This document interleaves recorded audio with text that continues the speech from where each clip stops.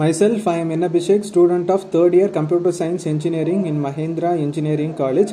Recently, we have participated for the Catch 25 hackathon, and we have selected for the second round of Catch 25 hackathon. Our problem statement is virtual health assistance. In this, we are going to we have created the chatbot for diagnosing common illness and suggesting the remedies. Let me explain my project.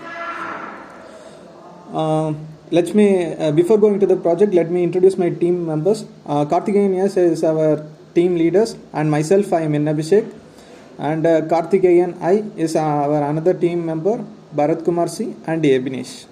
These are our team members of the Catch 25 hackathon, and these are the modular list of our project. Abstract of our project is the most abstract of our project is creating the virtual health assistance by an AI-powered RASA chatbot designed to help the user to diagnose the common illness and suggest remedies. This system provides quick, accessible, and reliable health advice for minor ailments, reducing the need of unnecessary doctor visits.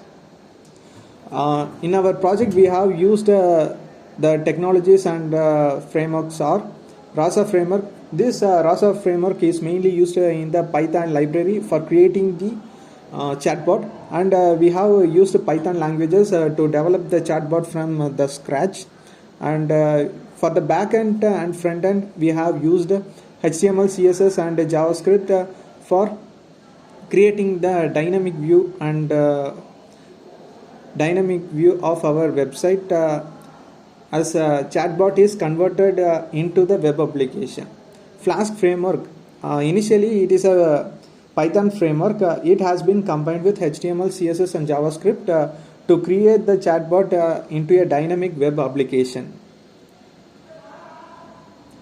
A flowchart describes that if a person is start asking the chatbot, and I have a fever. For example, I have a fever. That is a user input. The RASA NLU we have processed with that having certain extract entities and intent. It understand and taken from the query database of the RASA chatbot, and it finally respond to the person who is asking that I have a fever and replying with the RASA NLU processor. In this project, we have used natural language processing and rule-based and story-based approaches for training the NLP processor of RASA chatbot. And we have for training we have used supervised learning and unsupervised learning for our chatbot, and we have used data analysis for the symptoms and diseases for the person to diagnose his diseases, and for improving the error analysis we have given more training data for our chatbot.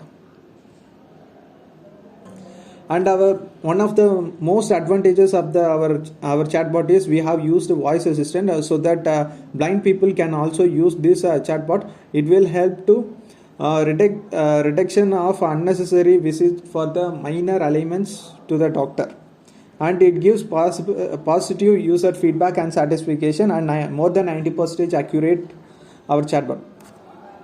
This is the JPG format of our project. In the left side of the window, it shows the model. We have trained each and every model, and finally we have derived that nimble projection tar.gs is the final model of our project, and this is the training process of our chatbot. This is the final view of our chatbot. This is how our project looked like. And the social relevance of our project is it is easily accessible to everyone, cost effective, awareness, and highly scalable. The conclusion and the future work, there are some diseases only we have created. As of now, we have created for fever, sprain, hand sprain and leg sprain, ear pain, eye pain, and chest pain. we have created NLP training for our chatbot. In future, we have combined with medical professional to improve the efficiency of the disease and to create the disease and diagnosing materials for our chatbot with highly accurate and highly beneficial. And we have decided to deploy our chatbot by using the AWS or Google Cloud. Then it will be highly beneficial and highly available for the every people's all over the world to access it for free. Let me introduce the working model of our project.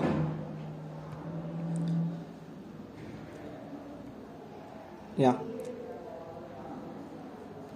these are the project files we have created. The first file is nlu.yml. This is the file that we have created for training our chatbot. Then domain yml, this also we have trained.